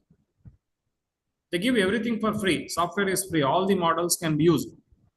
You have new problems, you can use it. All the GAN problems which you have, you can use it. You want to generate human images, you want to generate progressive images, you want to generate stylish images, cartoon images, use it. Models are there. Don't develop anything from scratch. Directly use it. Image to image translation you want to do, use it. The problem is you have to purchase their hardware. You may have to purchase the GPU, you may have to purchase the TPU, RTX series. Okay. Or if you don't like to purchase, you have a cloud option. And the cloud I recommend is go for Kaggle. You have two options usually. You can use Google Colab also, you can use Kaggle also. Okay. So I actually had a Kaggle code here. I created a Kaggle account. Okay. And I've written a code where I am classifying the, what is that, X-ray images. Does it contain pneumonia or not? Binary classification problem. Does it contain pneumonia or not? And here, this whole code, maybe I'll share it later, link. It uses what is known as convolution network written on ourselves, custom, use the transfer learning. For example, okay, here we have, I'll show the convolution neural network. This is the convolution neural network with various kernel size, 3 cross 3. Padding is there. Strides are mentioned in some of them. Okay. Activation function is there. Cooling is there. Dropout is there. Like that. We define ourselves all the layers. These are all different layers. 4 layers. Usually 50 layers, I told. Maybe this is a very simple example. 4 to 5 layers. And this is giving some performance. Instead of using that, we can also go for transfer learning, where they have used the ResNet model as well as the ResNet model has been used, sorry. And it has been fine-tuned later. Okay. So that is possible. It is possible here.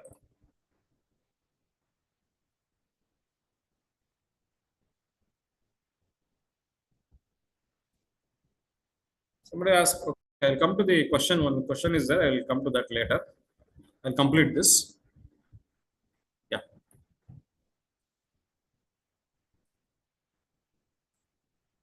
Okay, this is about pre-trained models. Large are the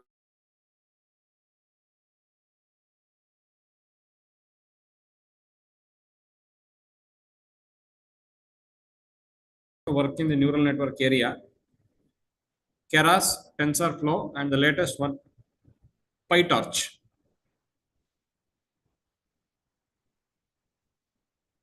One second.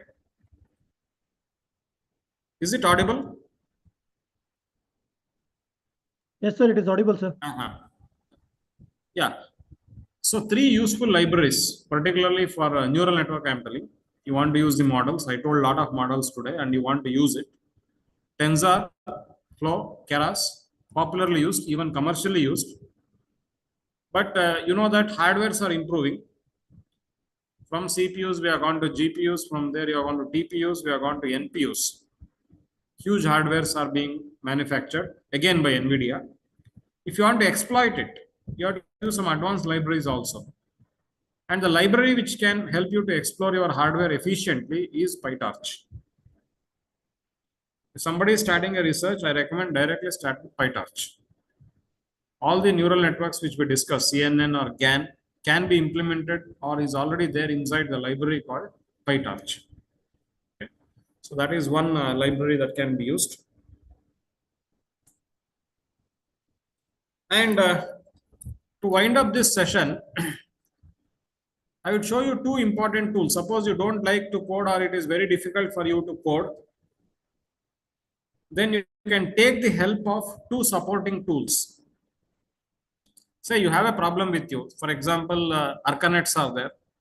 You want to classify which class of arcanet it is. Then instead of developing everything from scratch, you can take the help of the tool which will give you the direct model, classifier model it will give you. You have to only train it. And one of that is RoboFlow. Say for example, I will show you the website, roboflow.com, where you can start building the applications. See, already they have developed a lot of applications. You can get started.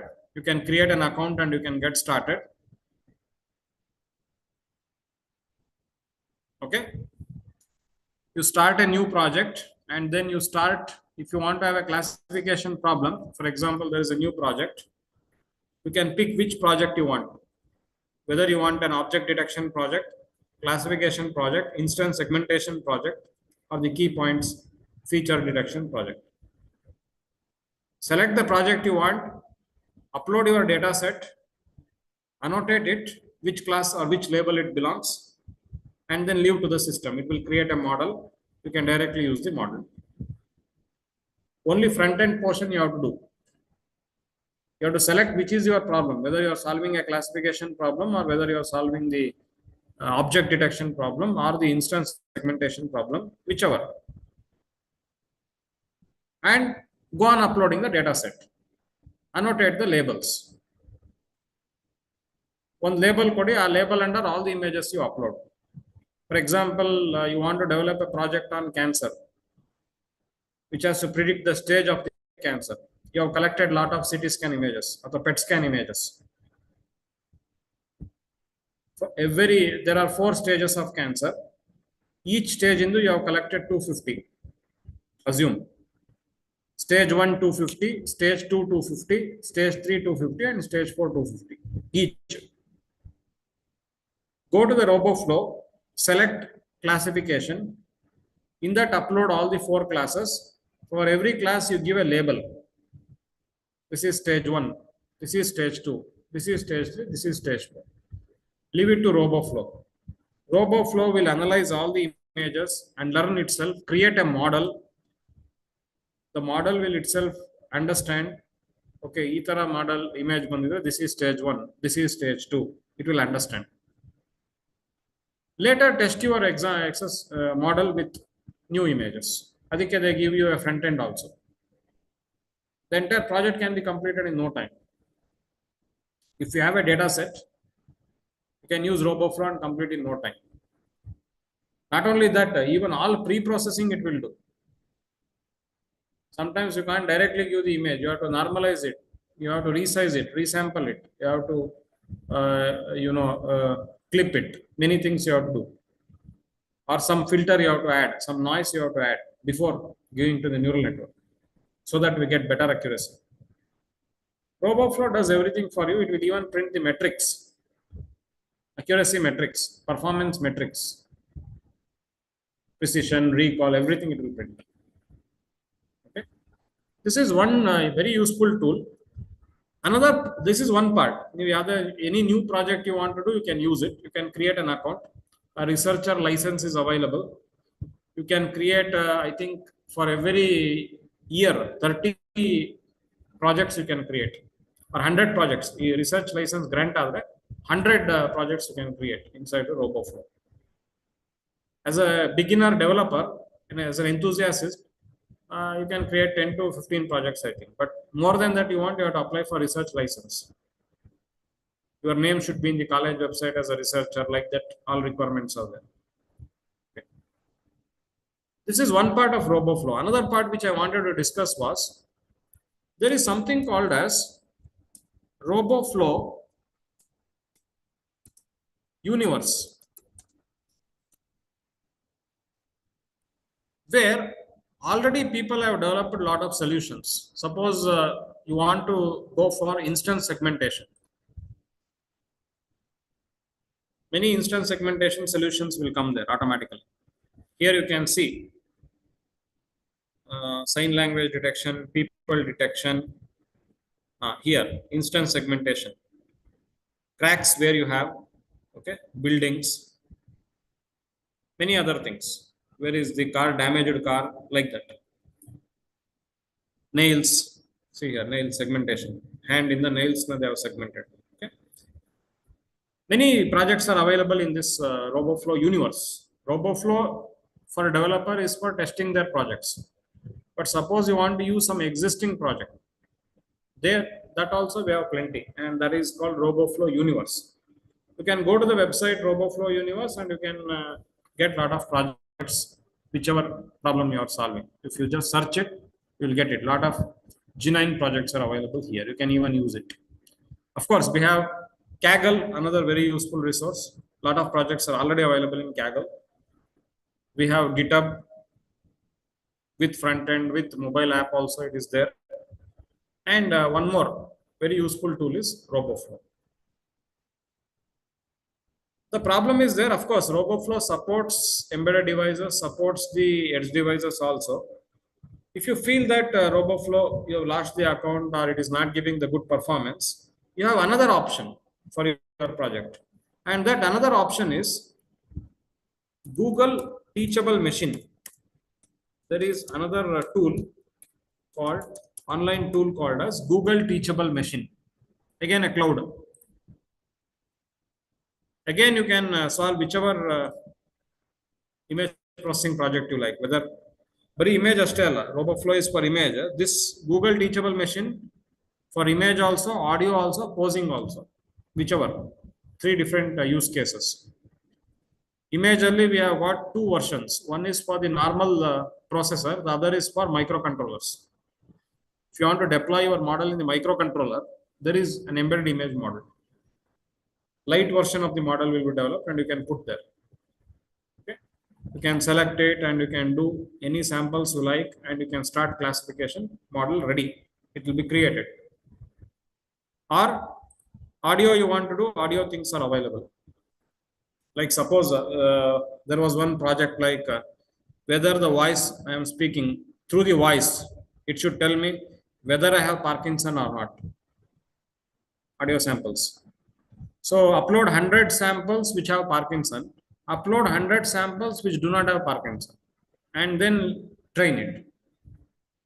The model will be created automatically by Google Teachable Machine. You can start, once the model is ready, you can deploy it and then develop a front end where you can upload a new audio and test, is it Parkinson or not. So lot of support is there. That is why the whole branch and this thing is getting ahead now. Even in the image processing area, emerging trends, what I have mentioned in the FDP title as well, a lot of emerging trends are there. Okay. So these two, I think, will be definitely beneficial if somebody is serious about this image processing using the AI models, neural networks, particularly CNN, GAN, pre-trained models, anything. Whichever you use, these 2 tools will be helping. Discuss in my 4th portion. Other one is Google Teachable Machine. So I think I have discussed 4 different things. At the beginning, I started with a lot of image processing problems, existing problems and new varieties of problems being solved, challenges being solved with AI. Then what is behind that AI, the technical underpinnings, we have discussed CNN as well as we have discussed GAN. Both we need to know. The third thing is a lot of pre-trained models. available. List of pre-trained models. I just typed it and also discussed it can be used. You can directly download them and you can use it in the Kaggle. That is called transfer learning.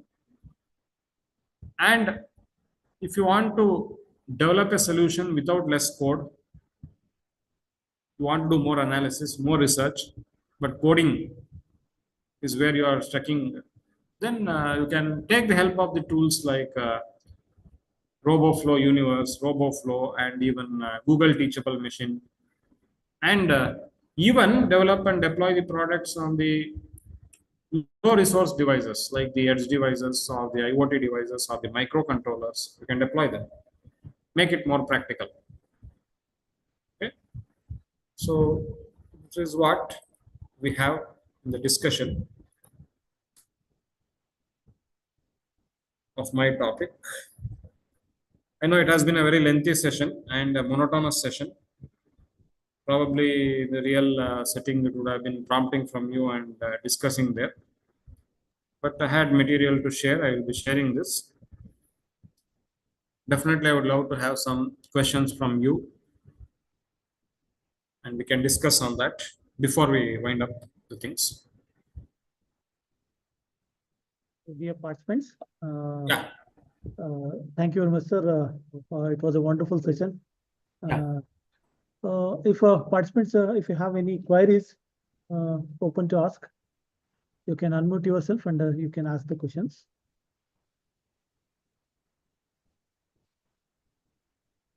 In the chat box, many of the faculties are asking, so please share your contact information or just SJMIT code. Can you share? So the data campus they are asking, sir. Sir, if you share your slides with us, so that we can share Definitely. All the participants, sir. Definitely. I think a few questions people have asked, like the metrics being used. Yeah, those things are there, like different metrics like precision, recall, confusion metrics, all these being are used today. And pneumonia code is there. I will share you definitely that I have developed that code. I have got that. That Kaggle link I will share. You can copy and edit that also. You can create your own copy and you can run that. Again, let me tell you, there are two ways. You can use Google Colab, Kaggle. The problem with the Google Colab is GPUs they give you, but for shorter time. You can't run for large amount of time. It will automatically stop running. The Kaggle alli 30 hours per week you get GPU. You can't purchase a GPU. That is very difficult. It is costly also.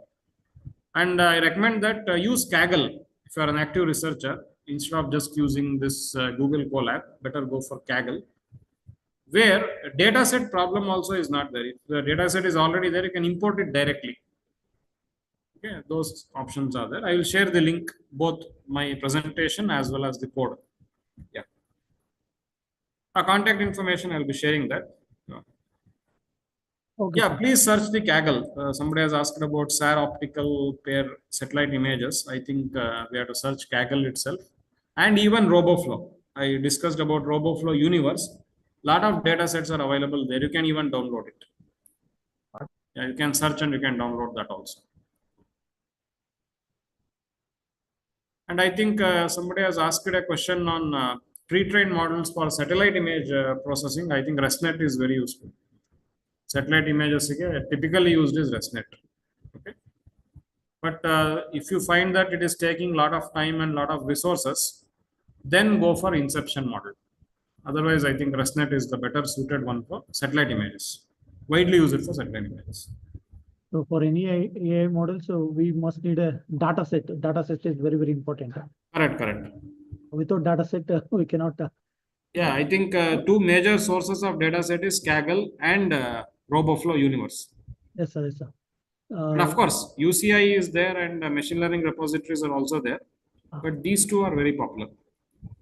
Thank you very much, sir. Okay. Dr. Siddesh, the HOD, Department of ENC, will thank us. Thank you. Good evening, Chetan sir. Good evening, sir. So you have given a wonderful talk on Thank you, sir. and, image processing, and nice opportunity for me. I also joined from 3 o'clock to 5 o'clock. Okay, thank you, And, sir. so wonderful and highly knowledgeable Definitely. Sometime offline we'll have it. concepts on AI, how to use AI, and including the preparation of AI. What's called? Okay, sir. Preparations of AI and the concept of image processing, all Yes, those sir. things. So I not only I request you to come to on offline in the next coming days. I request you Definitely, to, sir. please Definitely, I will speak come. to our staff regarding this Because I can show hands-on also there. preparation of PPT, all those things using AI and preparations of AI tools, how to use AI tools to in coming days and for the projects, everything. Yes. I request you to come on and we'll call you. We will Sure, unite you sir. anyone find it.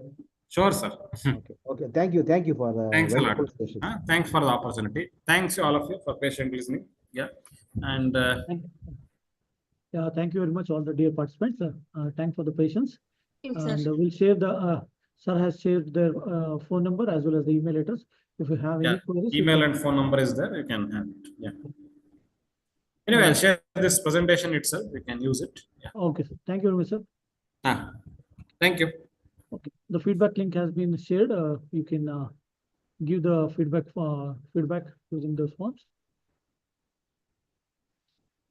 Thank you. And tomorrow session will be at 10 a.m. sharp.